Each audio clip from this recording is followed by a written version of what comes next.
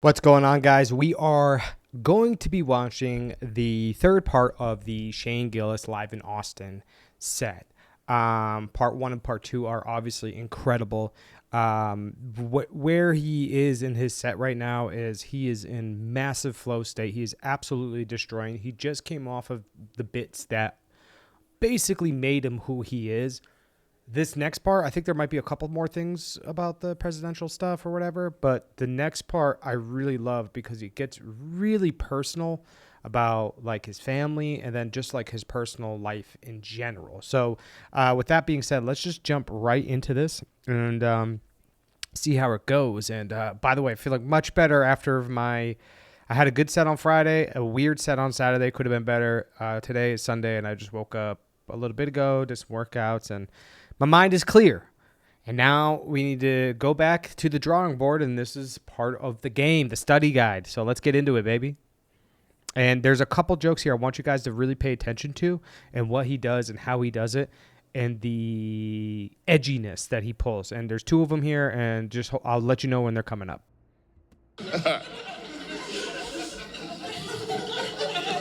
I'd add that joke. My dad. So you can't be talking about killing presidents? I was like, what about Biden? He's like, yeah. My dad's, he's a good guy. He's an alcoholic. But he's good. He's a good alcoholic. He's not hurting anybody. But every once in a while, he always has an excuse while he's drinking. That's what's funny about it. Like, he can never just get hammered and be like, yeah, I got fucked up. Like, it's always... Like, you'll see him on, like, a Monday. You'll be like, damn, it's Monday? You're getting fucked up? He's like, it's Monday Night Football. Have a couple of drinks. Jeez. You'll see him on, like, a Tuesday. You'll be like, damn, it's Tuesday? You're getting fucked up? He's like, there's no football. What the hell? And then my sister does heroin. And that one, we're like, you do need to, So right here, we're starting to go... He went from his father being alcoholic and then his sister doing heroin. So these subjects are hard to make funny. Watch how he does it. Just watch how he adds the layers of, how I think if you've seen my Dave Chappelle videos and how he's Thanos. He has all the ability. I wouldn't say he's Thanos, Shane Gillis, but he has a lot of this very similar kind of ability that I would say Dave Chappelle has because he talks about politics or social issues or anything like that, and then he goes into personal stuff. That's exactly kind of what Dave does. So let's just watch that and see how he pushes through on this one. You need to stop doing that. Which sucks for her, because if she played guitar, everybody would be like, yeah. But instead, she's a hairdresser, so... It's not as cool. Relax. It's my family. It's my family. Don't worry about it. Actually, based on this crowd, I'm sure it's actually a lot of your guys' families. See how he did that? I wouldn't say that the crowd wasn't feeling that joke, but like he has been in this situation so many times, so he knows how to handle it. And what he did was, everybody relax. This is my family. Actually, when I look at this crowd, I think it's most of your guys' family too. So he took that situation where it probably wasn't going the way that he wanted it, or it was. I mean, in my opinion, I felt like it was going okay, not bad at all, actually. If anything, it was going good for me. I'd be killing. Like for me, I'd be, oh man, I'm killing. So I would say basically in that situation, he went ahead and turned it on the crowd. And when he did that, then the crowd really popped because this is Austin in Texas, and in that area there is a lot of drug use and a lot of stuff. I mean, in what area there isn't in America currently right now? Everything's on fire. So let's be really honest with each other. Everything is on fire. So let's he turned it back on him. Let's see where he goes from here. That's all right. We're allowed to talk about it. My sister, so she was doing heroin. We had to have a intervention for her. She lived out in Pittsburgh. We live in the middle of Pennsylvania, so we had to trick her to come home. You got to trick them. I don't know if you know these guys. They're not just fucking stopping by. They're very busy. They're the busiest people. They get a bad rap for being lazy because they take a lot of naps. But if they're awake, they're fucking they're very busy. They're scurrying around, dude, doing quests. That's what they do. If you do heroin long enough, you run out of money. You got to start doing quests.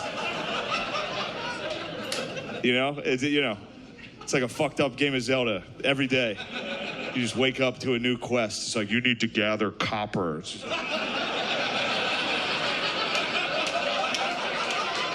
Gotta find a scrapyard. It sounds nice. I wish I got quests. But eventually the quests get pretty dark. Scrapyard, that's like level 1. Towards the end, the quests are, you need to get titty fucked behind the Home Depot.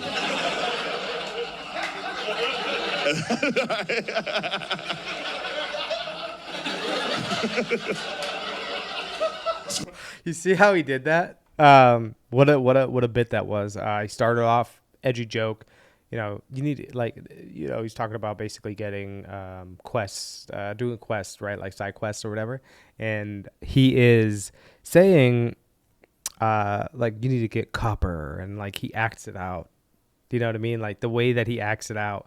So now like the jokes in itself is absolutely hilarious. Adding that little bit of an act out, just that tiny touch, boom, pushes that joke over, not to be like into hilarious to so hilarious people are belly over laughing. Now he goes into it to the next part where he's like, now the quests get a little edgier because he's already got you. Now he can push the limits. Now the quests get a little more they like ask for more, and then he's like, you need to get titty fucked in the back of the Home Depot. And it, with that joke, if you hear it, listen to it, it's like a laugh and then big laugh after, because he let it sit he let that joke sit. And when that joke got to sit, it actually got to pop. A lot of the issues I would have is I'm not letting some of my stuff sit because I want to go to the next punchline. And what ends up happening is when you have a lot of information that you're pouring on people without a few tags in between your sets, if you don't pause and let them gather that and take that in, or if you have an edgier joke and you don't pause and let them just sit with it, you will go into your next section of your joke and you will 100% go over laughter, or they won't even laugh because you didn't give them time to. I've seen this hundreds of times with not just me, but with anybody who's probably 5 years and under, 8 years and under doing stand-up, sometimes even 10, just depending on what material they're doing, if it's newer or not. So let's see where this goes. It's time for a change. So we had to come up with a plan to trick her to come home for the intervention. The plan we came up with was we told her that we had won tickets to go to Six Flags. And it worked. She called back. She was like, all right, I'll be there. She got on the first bus. It's like a 7-hour bus ride. It's nothing to them, dude. Nothing. If you take heroin, every bus is a bullet train. It's a 5-minute ride, tops. Anyway, so the plan was pick my sister up from the bus stop, not take her to Six Flags, take her to a hotel where we're gonna have an intervention. I didn't want to start the intervention with like a lack of trust, so I took her to Six Flags the day of her intervention. That day, she and I went to Six Flags together, and I thought that was a nice gesture, but it turns out intervention is supposed to be rock bottom. You know what I mean? Like, intervention is supposed to be the worst day of your life. Not like you're tired from easily the best day. She took heroin and rode roller coasters. It was impossible. We sat her down, we're like, you better fucking change your life. She's like, oh, I'm going back tomorrow. We're like, no. And I was with her. She was fucked up. If you know anyone from Pittsburgh, you know what she was wearing. She was wearing a Steelers jersey and pajama pants. Steelers pajama pants. She dusted off her finest Heinz Ward for the occasion. So we get in there. There's a water park there. We didn't know. They added that. We haven't been there since we were kids. We get in there. There's one of those water slides. It's just like a fucking straight drop. Like, no sides on it, no raft, just by yourself. She looks at it. She's like, I want to go up on that one. I was like, yeah, all right, yeah, fuck it, you know? I knew she was going to rehab like that night. So I was like, yeah, go get this one in. You're about to have a rough couple months here. This is gonna be. Also, I figured they would stop her. She was wearing a Steelers jersey and pajama pants, trying to get on a water slide. All they did was make her take her fucking Crocs off. Her yellow Crocs. So she's climbing up this ladder. She gets to the top of this fucking giant water slide. And you know how like when it's your turn next on a water ride, you gotta like lay there in that water and like wait to go? She nodded off. She took a nap up at the top like a Dracula, laying in front of some high school lifeguard that's like, ma'am, it's your turn. He just sent her down, dude, asleep, just flying down this thing, dude. The way he's acting this out is just what a story this is. You know, this is like a 5-minute, 6-minute bit, 7-minute bit, roughly like right around that time frame. And the story and how he's telling it is just, I mean, at this, I think he's 33 here, 34 here, right around that age. For him to have this much, I think he was only doing comedy for 10 years. This much stage presence, this much awareness, this ability to tell a story, the way that he's doing his act outs. I mean, coming off of political stuff, edgy material. I mean, he's got everything that you're looking for in a comedian that's going to be in one of the greats of all time, right? That's why I'm wearing the GOAT hat, because if he's not there already, he's one of the GOATs. He's going to be a GOAT. It's just, this special is so good that it makes him GOAT status. Not all the time you have to drop a bunch of specials, which I'm not saying is a negative thing. Like, one of my favorite comics is Ali Siddiq of all time. And he's dropped, I mean, I don't even know, like 12 specials in the last 4 or 5 years. Like, the guy's absurd. Like, it doesn't even make sense. And they're all amazing. Like, they're all better than anything you'll see on Netflix. Every single one. Same thing with this. Shane Gillis. This special is top notch. Is better than basically anything you'll see on Netflix that doesn't have like a Kevin Hart, Dave Chappelle attached to it or something like that. And he's showing you what he's capable of. The guy is just incredible. And the fact that he's talking about his family, he wouldn't be surprised if there are audience members that are either dealing with heroin addiction and or dealing with somebody with heroin addiction, or has dealt with somebody with a heroin addiction previously. And it's not easy to handle. Drugs, anyone on drugs, if you're on drugs or anything like that, and you're trying to get clean, this bit will put you at ease. This bit will give you the ability to laugh at the situation. Maybe it's not a laughable situation at the moment, but like maybe later on it is. And you can just loosen up and relax and remember that we're all going through some stuff. And so he was as well. So let's jump back into it and see how we roll through. There's a ramp at the end. She hit her. We all got to watch her wake up in air. She did the whole fucking... Because, you know, I don't know how that wasn't fucking rock bottom. It's like you woke up in air. Anyway, don't be sad about it. She's good. She did go to rehab. And that's good. Yeah, she's done. She stopped using it. She's sober. She's all good. She's 2 years clean. Yeah. It's good. She did get cancer, though, so. And COVID. Cancer and COVID.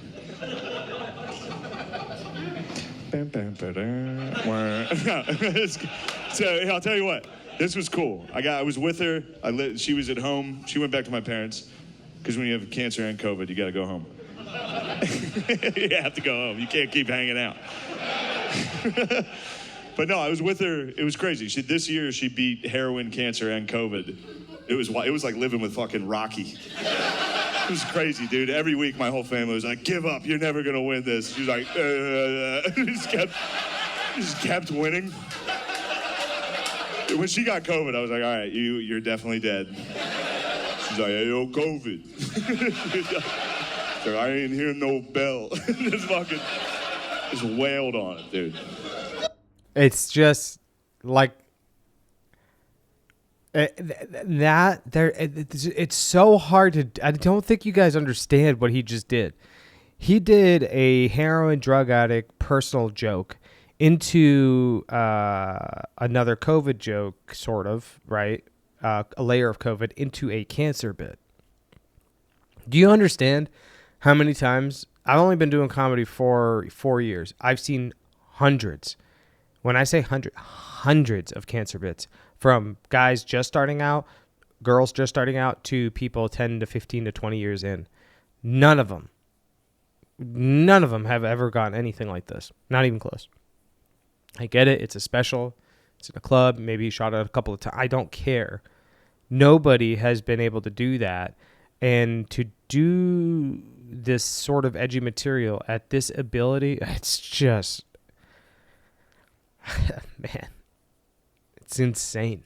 It's just, I can't even put it into words how difficult that is. Like, I can't even get through a set sometimes that isn't even that edgy. For him to do this at this sort of level, it's like, okay, just, you got to keep going and keep working. Yeah, she's got a hell of a chin. Hell of a chin on my sister, and that's what better quality could you ask for in a human? Anyway, damn, dude. Fuck that music across the street, dude. That fucking bothers me.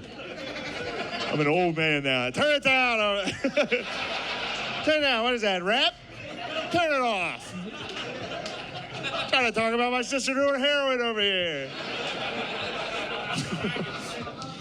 This has been making me laugh. That's called, what happened there is, so at this, I'll explain real quick, because some people don't know this unless you've been to this club. This is the club in Austin, the Creek and the Cave. In the back of this club, there is a club called Malavita, I think it's called. It's like a Spanish, Latino, reggaeton kind of club, right? Now, at this special that he probably started at 8-9 o'clock, or this is the second show, I don't know. That club is so loud, it's unbelievable, and you can hear it thundering in the room. So this is called living in the moment. So if you saw there that transition, you're like, oh my God, this is what bombing looks like. He almost like what he did there a second ago. It's like almost a bomb scenario where like when you see his face, you're like, what's going on here? And then you kind of hear the music and you're like, oh, there's music playing in the background. And then he brings it up and he calls it out and he lives in the moment. You know what I mean? He lives in the moment. And that's basically living in the moment, is like whatever's happening around you at that moment, you call it out, you talk about it, and you're there, you're present. You're very present. You're not just pushing through your material. I love the fact that they left this in the special. It's absolutely an incredible move, and it makes you feel like you're there. This special makes you feel like you're there. When you're in a theater or a stadium, I don't feel like I'm there. All I got to do is shut the lights off, get some chicken wings or chicken fingers, some French fries, get a Diet Coke, boom, call it a day. Me and my girl, if I had a girl, we would be just chilling watching this, and I would feel like I'm at the club without being there. That's what's incredible about living in the moment, because you feel like you're there. I've been thinking about, like, the first time, Jesus Christ. I do comedy a lot, and every once in a while you can hear music from another room, and it's like, damn, dude, music's so much better than comedy. Every time I hear music, I'm like, fuck, dude, that shit crushes what I do. Some fucking idiot dressed like Cam Newton pressing play. It's so much better than this. Well, you guys want to hear about my problems? This guy's like, take Molly, finger someone. I'm gonna press play. You guys do you. Fuck, they're having so much fun over there. Get out of here, you motherfucker. Go dance. I knew you wanted to dance. That guy wanted to dance all night.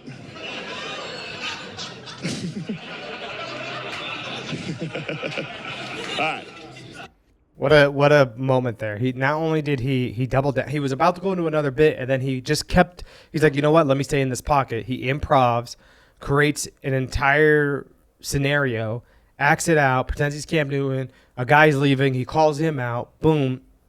Everyone's dying. Everyone's laughing. And then, boom, he's going to go back into material. This is why, yes, you need to have material, but you got to be able to throw it away at any moment. This is something that Joey Diaz, was one of my favorite comics and people to listen to about comedy ever, where, yes, you have your material, but if something happens, somebody spills a drink, a waitress falls or trips, something happens, you got to have the ability to call it out, and you got to be quick. Like the other night, I was doing a set, and I was killing it. It was after the Cork and Thorn show, where I killed at the beginning, lost him a little bit, got him back, then nailed him at the end. Shut it down. I was like, all right, here we go. And then I went to another that was a show. I went to an open mic, and then there was like 30 people there. I was like, okay, like 20 of them were comics, but 10 of them weren't, I would say. And I started doing my thing. I was just being Ahmed, just in my element. And then I talked to a random guy, and it was a black dude who sounded like the most proper human being I've ever heard in my life. And I was like, where are you from, man? He said, Washington, D.C. And I paused, and I didn't say anything. Right there, I could have been like, give it up for Obama. Boom. Super hacky, whatever. It's quick. It's fast. I would have gotten the crowd to keep going, and it would have been just smooth sailing from there. I swear to you. I know. I thought of this after, and I was like, Either way, I knew where I was going with my joke, and I still finished strong that night. So let's get back into it. I like my family. It's a good family. I had to go to my niece's 7th and 8th grade girls volleyball match recently. No, I'm kidding, dude. Shut up. Just relax. I don't want to fuck kids. But if you ever want to get out of something, that's all you have to do. Like if your friend, like, do you want to come to our son's t-ball game? Be like, what grade are the kids in? And then no matter what they say, go, fourth? Yeah. No, I went to this fucking kids volleyball match. Can we knock it off with volleyball shorts on little kids? It's weird. It's gross, dude. Just get them gym shorts. That's all. No, dude, it's gross. Because then, it's just me and the other uncles up in the bleachers, kind of making eye contact with each other. Like, bro, are you seeing this?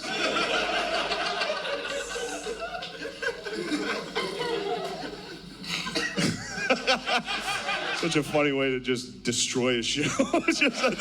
just right at the very end, be like, aren't kids hot? Give it up for Trump. Aren't kids hot? No, I truly am serious about the gym shorts, though. It's weird. And so I got home from this fucking volleyball match. My roommate, his girlfriend played college volleyball. So I'm very excited to, shit on volleyball whenever I can. So I get in there, and I was like, yo, volleyball is that's a weird culture. Get them fucking shorts. Get them gym shorts. The shorts they're wearing is gross. And she was like, no, we need those shorts for speed on the court. And I was like, I know that's not true. I watch the NBA. None of you are moving as fast as, a ref. And those guys are wearing, slacks. Dress shoes for some reason. She was like, no, we need those shorts. The tight shorts, they're essential. She compared them to a helmet in football. I was like, I know they're not essential because I Googled the Special Olympics volleyball team. All of a sudden, those shorts weren't so essential for them. What's that about? How baggy do you think they look like the fucking And One mixtape out there?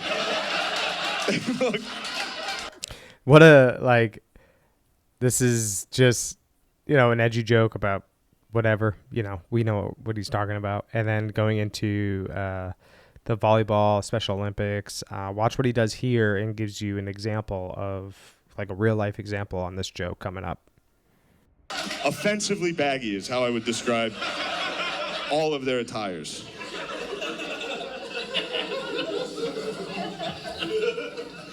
We're all adults. We all agree the Special Olympics is a good program.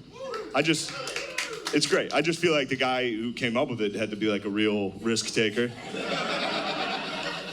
You know what I mean? That's a wild thing to suggest for the first time. some guy in a board meeting, like, I got an idea. We should be racing these motherfuckers. Like, what'd you say? So I'm fucking town over said they had the fastest ones. Say we settle it, you know? What a joke. What a wild joke this is. And it's absolutely hilarious. Well, hey, I know, I have an idea. We should race these motherfuckers. It's like a town over had another one. They said that they had the fastest ones. This is why comedy's amazing. Because, like, I mean, there's no music, there's no nothing. He's by himself. He's in the element. He's in the zone. And he's talking about something that's absolutely ridiculous. And he's killing. He's absolutely killing. It's amazing. I'm not making fun of the Olympians. The concept is wild. It's a wild, like if your best friend invented the Special Olympics and told you about it first, you'd be like, don't ever tell anybody that. Who the fuck were you gonna tell that to? What are you doing? Pole vault?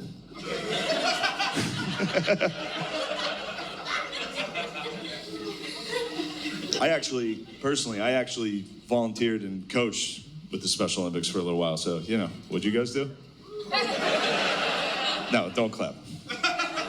Please. I did it for those kids. No, I'm kidding. What a beast, dude. He did a callback to the physical callback to the joke previously. I mean, that's just another level. This is one of my favorite jokes too out here. Like this little bit at I think it's the closing bit. So let's see where it goes. No. I look like this, so me coaching the Special Olympics, I was like a fucking double agent. No one knew whose side I was on, dude. Player, chaperone, no one knew. I'd be standing there coaching, holding a clipboard with 5 dudes that looked exactly like me. I could always see the coaches from the other team looking over like, I think they're fucking letting one of them coach. Yeah. No, I did coach the Special Olympics for a little while, and it's fun. That's another thing you're allowed to talk about. It's happy. Everyone there is sportsmanship. It is funny. Don't let anyone tell you it's not funny, dude. I was there. Everyone there is laughing. It's fun. I coached basketball. Kids would catch the ball, just fucking launch it into the bleachers. People would be like, "What the fuck are you doing out there?" Like, I don't know. My whole team ruled. Every dude on my team they were the funniest. They were bros. They were bros, dude. My whole team loved 2 things. They loved tits. They do. I don't know if you know these guys, dude. They fucking love the ladies. They love the ladies. And they love John Cena. That's it. That was the news every day. We'd be in the huddle. They'd be like, "There's a lot of ladies here tonight." I was like, "Ooh, yeah." They'd be like, "What do you think John Cena's up to?" He's just killing this bit, man. This is just so funny. Like I said, the layers that he has, the ability to go from political to edginess to family stuff to personal experiences to personal life things, back to political stuff, back to social stuff, back to edgy material that a lot of people can't touch. You know what I mean? Like what he has done in this special is just on another level. Oh, you're gonna have to get way worse before you meet him.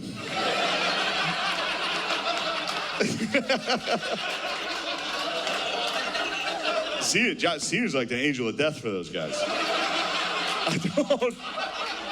I told my guys, I was like, you see Cena coming, you get the fuck out of there. He's taking souls with him.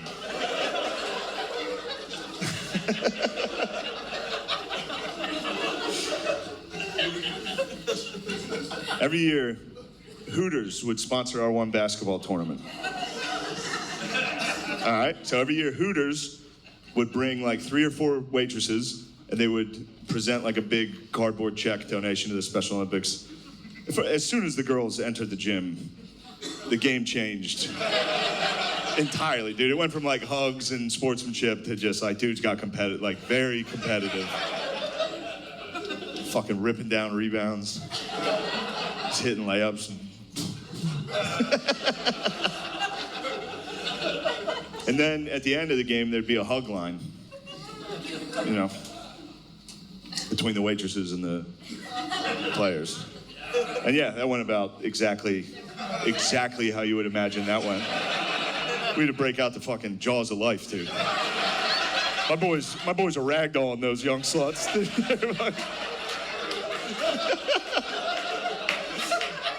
And I'm not knocking the players. They were totally in the right. The girls were hot.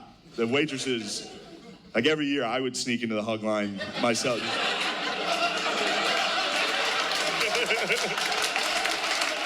All right, I think I'm gonna get out of here, guys.